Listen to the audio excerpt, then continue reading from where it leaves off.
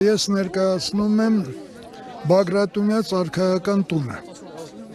Որն է ուղերձը ձեր այսօրվա այցի եւ արդյոք համաձայն եք, որ Թուրքիան, որը 110 տարի առաջ ցեղասպանել է հայերին, բնաջնջել է, այդ նույն Թուրքիայի հետ մենք խաղաղության գնանք։ Մենք այն կառույցն ենք, որ դեռևս մի քանի տարիներ առաջ պաշտոնապես հայտարարեցինք, որ դատապարտում ենք ցանկացած ցեղասպանություն եւ արտասահմանում է շատ մեր ունենք աշխարհում գրեթե բոլոր երկրներում լուրջ կառույցներ, որոնք որ միշտ աշխատել են այլ երկրներում նույնպես ընդունել հայոց ցեղասպանությունը շղթող ուրեմն բանաձևերը։ Ես այսօր 25 թվականի ապրիլի 24-ին նույնպես ոգեկոչման այս օրը նշում է մեր կառույցը։ Մենք հիմնականում զբաղվում ենք հայապահպանման գործում տարբեր ուրեմն ձևաչափերով, ազգային մշակույթի, լեզվի պահպանման, մանավանդ թե Ռուսաստանում, թե արտասահմանում, ինչպես նաև կազմակերպում ենք ազգային ճամբարներ երեխեքի համար, որտեղ որ բացի մարզական կրթություն ստանալը, նաև հոգևոր եւ ուրեմն մասնագիտական լեզվի պատմության դասընթացներ ենք անցկացնում եւ կապում ենք մեր պատմության հետ։ Այն ցանկացած անձ, որը որ կշղթի հայոց ցեղասպանությունը, ես կարծում եմ, որ Հայաստանի Հանրապետությունը նույնպես պետք է այդ ձևաչափով քրեականացնի մերժումը ցեղասպանության, որովհետև ժխտել պատմությունը, ժխտել մեր ինքնությունը, դա կնշանակի, որ դառնալ անարմատ ինչ-որ մոլախոտ դրա համար։ Արդեն քրեականացված է, բայց երբ որ Հայաստան խմբակցության ընդդիմադիր падգամավորները երեկ հայտարարեցին, որ իրենք օրինագիծ են բերում տարբեր դրվագներով, այսինքն մանրակրկիտ հոդվածներով ամրագրված, թե ինչպես պետք է դատապարտել, պատժել ցեղասպանությունը ժխտողներին, իշխող խմբակցությունը ընդդիմացավ այդ օրինագծին,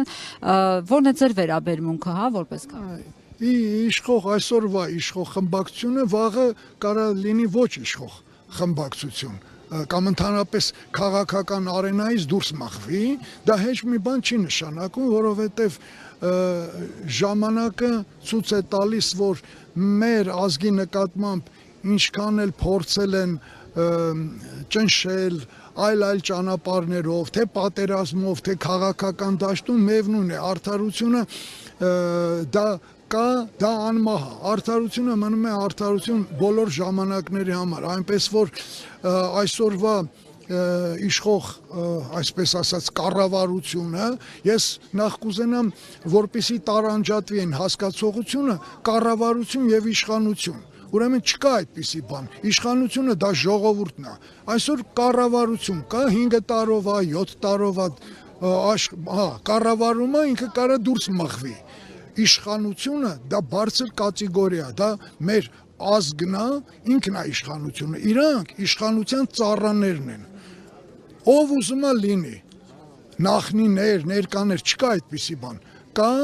կոնկրետ կառավարություն, ինքը պետքա կատարի ազգի կամքը, ես այս մոտեցում ունեմ, եւ առավել եւս ինչ վերաբերում է ցեղասպանությանը, դատապարտում ենք, նաև դատապարտել ենք պաշտոնապես փաստաթղթերով։ Մեր Բագրատունյաց ուրեմն կառույցը, արքայական կառույցը դատապարտել է պաշտոնապես։ Այսօր շատերը կան ասում են, որ մենք նոր պետքա պաշտոնապես ինչ-որ կառույցներ կան, հայտարարենք, որ դատապարտում ենք, բայց այդպես չի։ Փաստաթղթեր կան, որ մեր կառույցը վաղուց է դատապարտել։ Իսկ նորմալ է համարում, որ վարչապետ Փաշինյանը, կառավարության ղեկավարը, հանրապետության նախագահ, ազգային ժողովի նախագահ իրենց ամբողջ պաշտոնական այդ խավը, վերնախավը շքախմբով վաղ առավոտյան, երբ որ եկել էր Ծիծեռնակաբերդի բարձունք, քաղաքացիների, շարքային քաղաքացիների, այսպես ասած, մահկանացուների սմուտքը Ծիծեռնակաբերդի հուշահամալիր արգելվեց, այսինքն նրանց ներկայությամբ թույլ չտվեցին, որ քաղաքացիները մտնեն հուշահամալիր։ Սա նորմալ է։ Ես մի օրինակ պետքա բերեմ, որ մեր ժողովուրդը ցավոք սրտի այդ մասին չի խոսում եւ ոչ միայն այս հուշահամալիրը, որը որ խորհրդանշում է մեր նահատակներին, այլև ընդհանրապես օրինակ եռաբլուր կլինի, գերեզման կլինի, չէ, դա այն վայրերն է, որտեղ որ ամեն ինչ պետքա հավասարեցված լինի, չլինի, ես նույնիսկ չեմ ընդունում, որ այդ գերեզմանը քարերը ոնց որ մեր ժողովուրդը մրցակցության մեջ է մտել, այն աշխարհում ուզում ես ինչ ոսկու արձաններ դիտ, դա այտենց չի կարելի, մենք պետքա քրիստոնեական արժեքները վեր գտնենք մեր մեջ եւ պահենք, սա է, մենք գիտենք արքայական դամբարաններ, իշխանական դամբարաններ, որոնց գերեզմանը քարերը այնքան համեստ են, որ էլ ասելու չի, այսօր ես ինչ է կատարում, այնպես էլ մուտքը փակում ես, ով ես դու, ոնց կարող ես դու ես գերեզմանը սրբավայրը փակես, ինչ է նշանակում մեր նման բանը, հասարակ մահկանացու, այդ իրանք են հասարակներից հասարակը, որովհետև իրանք պետք է ծառայեն, պետքա ծառայեն, այլապես դուրս են մղվելու, շատ քիչ ժամանակ է մնացել։ Եվ հետո բոլորը խոսում են, կոչեր են անում միաբանվելու, չեմ անում ինչ-ինչ բարձրագոչ բառեր, բայց ես ուզում եմ հասկանալ, ես պատրաստ եմ միավորվելու, բայց մինչև միավորվելը ես ուզում եմ իմանամ, ում հետ եմ միավորվում, արդյոք հոգեպես մեղքի զգացումով մաքրվել են, որ ես գնամ իրանց միանամ, ես դրա համար կոչ եմ անում, նախքան միավորվելը, ուրեմն մաքրվեն հոգեպես, որովհետև հայքը ինքը միայն տարածք չի, հայքը ինքը գաղափարախոսություն է, ինքը հոգեվիճակ է, ամեն մի հայ մարդ կրողն է այդ հայքի, մեծ հայքի գաղափարը, եթե դու դա կրում ես, ուրեմն դու արդեն հաղթած ես, մեզ պետք չի սրա դեմ, նրա դեմ պայքարել, եթե դեմով գնանք, մենք ամբողջ աշխարհի մեջ միլիոնավոր կառույցներ կան, մենք չենք կարող, մենք հանուն պետք է գնանք։ Հիմա բայց կոչ են անում վերադառնալ իրական Հայաստան, որովհետև ասում են Մուշ, Սասուն, Վան, պատմական Հայաստանի մասին հիշատակելը դա կենացային տրամադրություն։ Ով որ նման բանը ասում եւ մոտեցումը այտենց է իրական Հայաստանը, մեր համար կա մեծ հայք գաղափարը ոչ միայն պարզապես տերիտորիալ, հայ ազգը դա տիեզերական առաքելության մեջ է, նա համար կապ չունի Աֆրիկայում ապրում, Ամերիկայում, Ռուսաստանում, եթե նա հայկականության մեջ է ապրում, ինքը կրողն է այդ մեծ հայքի համամարտկային գաղափարը, դա քաղաքակրթական արժեքներ է, դրա համար հայ մարդը ինձ համար պետքա լինի, ուրեմն հիմնականը ազգի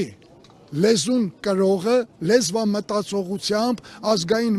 մշակույթով եւ արարչաժառանգ լինի, հավատքով եւ իր կեցվածքով, որտեվ հայ մարդը ինքը ազնվական մարդ է, ինքը ազնիվ է,